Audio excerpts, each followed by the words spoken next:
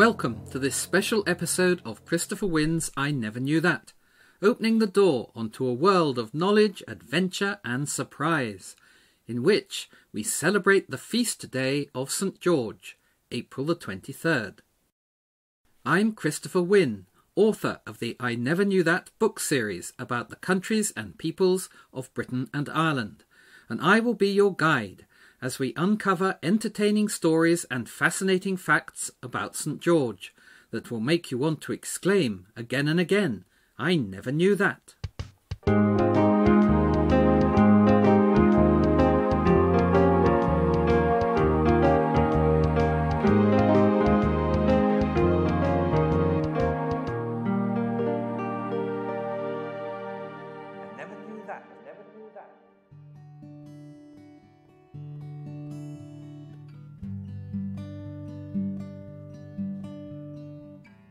St. George has been England's patron saint, and his emblem, the Red Cross, used as the flag of England since the Middle Ages. And St. George's Day has been celebrated around the country with festivals and parades since medieval times. Indeed, St. George has been recognised in England since Saxon times, with St. George's Day, April the 23rd, first mentioned in 735 AD, by the historian the Venerable Bede in his Bede's Calendar. But why, despite being of Greek origin and having never set foot in England, is St. George so deeply associated with England and the English?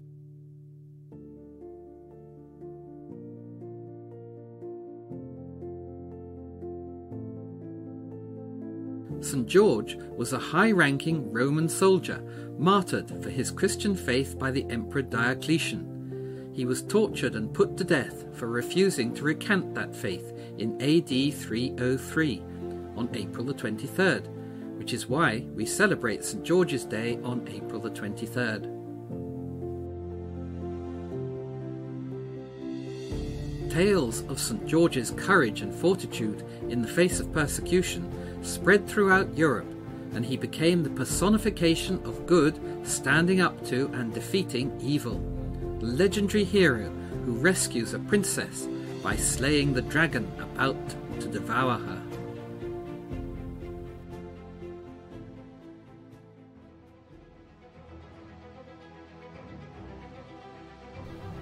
During the Crusades of the 11th and 12th centuries, St. George himself appeared, riding a white horse beneath the banner of the Red Cross, to spur on the Christian soldiers fighting to win back the Holy Land from the dragon.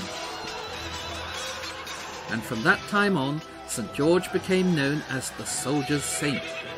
He is said to have inspired the crusading King of England, Richard the Lionheart, who adopted the cross of St. George as his banner in battle.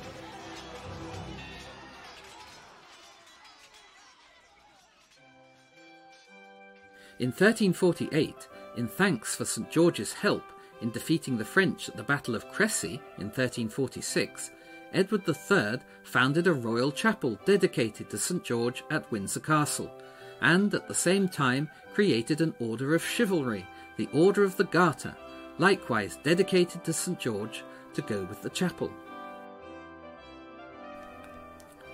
The arms of the most noble Order of the Garter show a garter wrapped around the Red Cross of St. George, with the garter symbolically binding the knights together in a tight-knit protective band of men around St. George, or i.e. around Edward III. But why the garter? Well, Edward III got the idea from a well-known story. Before a battle during the Crusades, his ancestor, Richard the Lionheart, had been inspired by St. George to order his knights to tie garters around their legs as a mark of their rank. Richard's men went on to win the battle, so clearly St. George knew what he was talking about. Garters begat victory. Membership of the Order of the Garter, which is the most senior order of knighthood in Britain and the oldest order of knighthood still extant in the world, consists of the Sovereign, the Prince of Wales, and 24 Knights Companion, chosen personally by the monarch. Additionally, ladies of the Garter could be chosen. Henry VII, for instance, made his mother, Margaret Beaufort, a Lady of the Garter, while every Queen Consort since the reign of Edward VII has been made a Lady of the Garter. Membership of the order is for life, and vacancies only occur when a member dies. The knights, who can now be men or women, used to be limited to the aristocracy, but today they are chosen from a variety of backgrounds in recognition for their public service, and new appointments to the order are announced appropriately on St. George's Day, April the 23rd.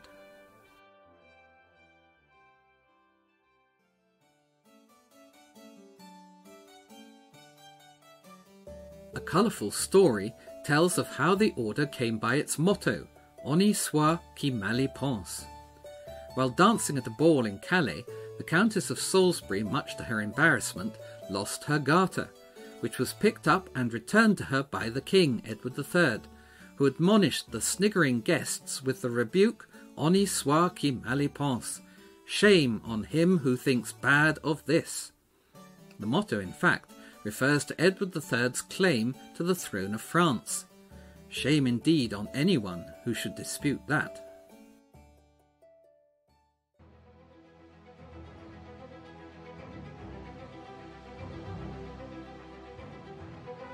St. George was later evoked by another warrior king, Edward III's great-grandson Henry V, known as Harry, who, with the cry, "God for Harry, England and St. George," roused his troops at the siege of Harfleur, prior to his famous victory over the French, no doubt aided again by St. George, at the Battle of Agincourt in 1415.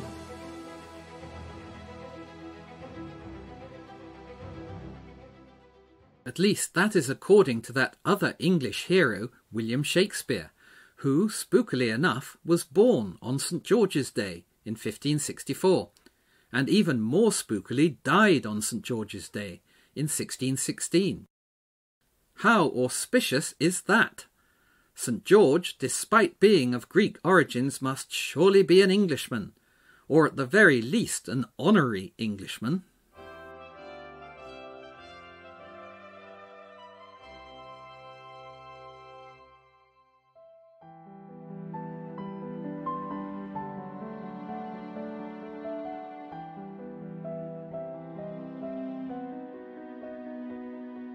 Slowly but surely, St. George, patron saint of soldiers, and very obviously on the side of the English, was adopted by the kings of England, until by the time of the Reformation in the 16th century he had replaced the Saxon St. Edmund the Martyr, 9th century king of the East Angles, as the patron saint of England. At the same time, the cross of St. George was increasingly flown alongside the royal banner, and so eventually became the flag of England. John Cabot flew the cross of St. George as his pennant on the Matthew when he sailed from Bristol on his voyage to discover Newfoundland in 1497, and the same pennant was flown by the great explorers Sir Francis Drake and Sir Walter Raleigh, and by the Mayflower as it arrived in the New World in 1620.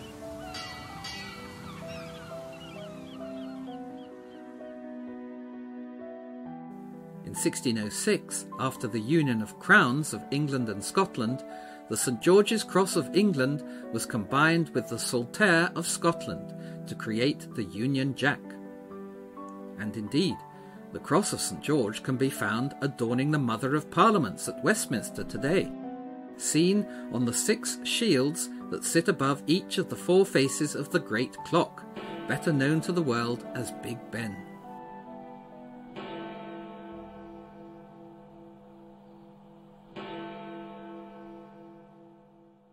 So where in England can we actually come across St. George?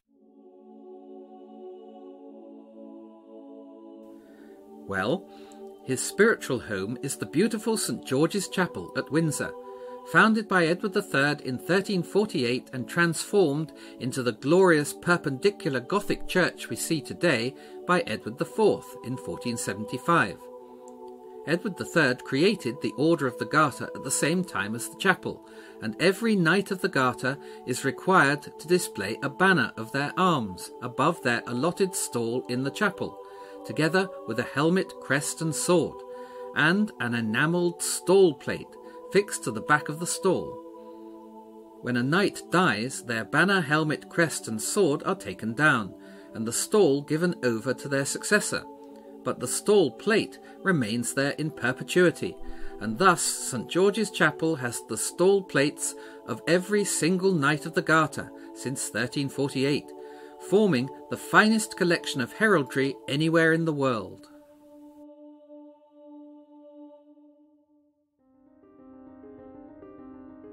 Another place associated with St George is Dragon Hill on the Berkshire Downs near Wantage.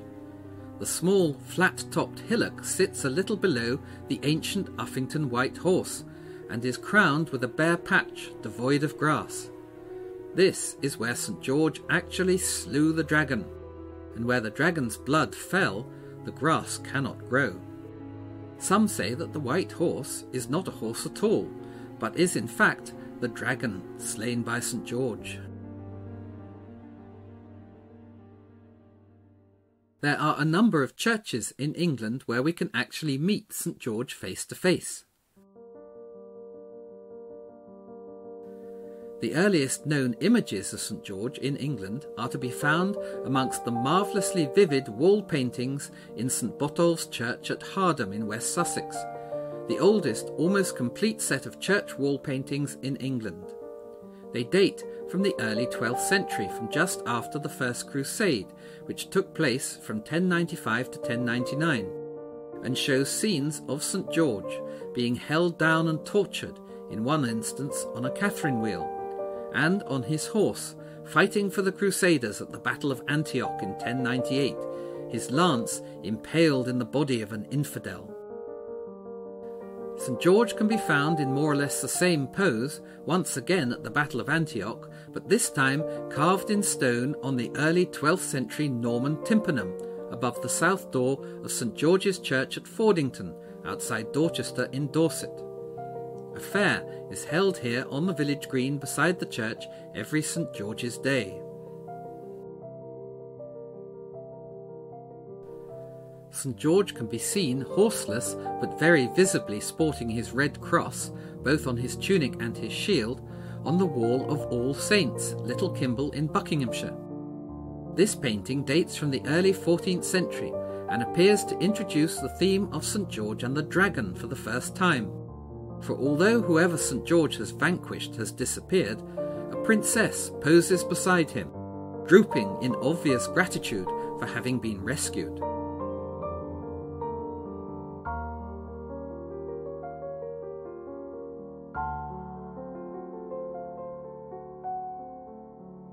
There is a wall painting of a triumphant St George seated on his horse above the south door in St Peter's, Barton in Cambridgeshire. This dates from the mid-14th century and probably celebrates the help the saint gave to the Black Prince in defeating the French at the Battle of Poitiers in 1356.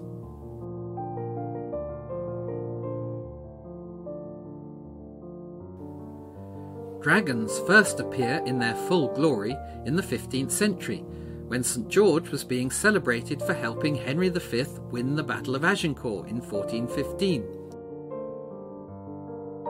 In St Botolph's, in Banningham, Norfolk, the dragon is a little chap about the size of a dog, while in St Catherine's, a lovely old church with a round tower in the middle of a field a mile from the village of Fritton, also in Norfolk, the dragon, which is being trampled beneath St George's horse, is much bigger and has wings and a lashing tail.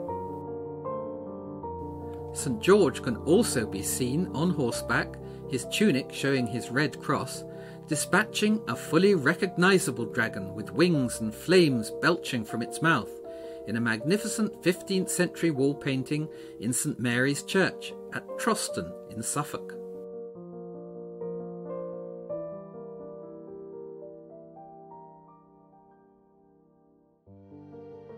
The best dragon, to my mind, is a scaly monster with a curled tail and webbed wings that can be found on the south wall of St Lawrence's Church in Broughton in Buckinghamshire, which dates from around 1470.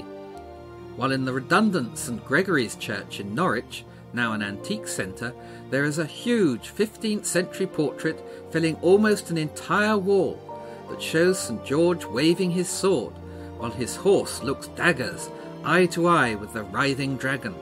Magnificent stuff. This bravura scene clearly represents Henry V's St George-inspired triumph at Agincourt.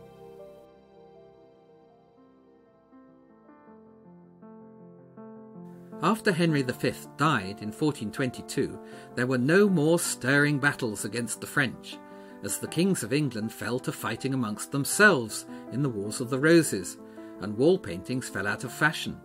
Indeed, most were whitewashed over after the Reformation in the 16th century, not to be rediscovered until the Victorians began restoring our ancient churches.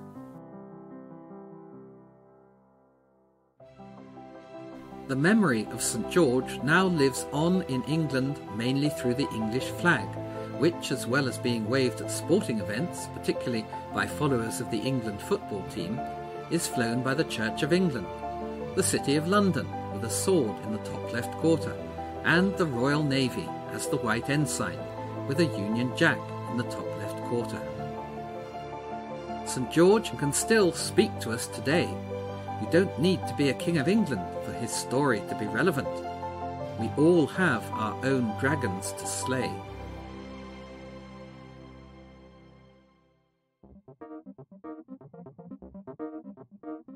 Well, that concludes this special St George's Day episode of Christopher Winn's I Never Knew That podcast series, written and produced by Christopher Winn. Find out more at ChristopherWinnsIneverKnewThat.com and check out the I Never Knew That books online and at all good bookshops. Please join me again next time to discover more tales that will make you want to exclaim again and again, I never knew that.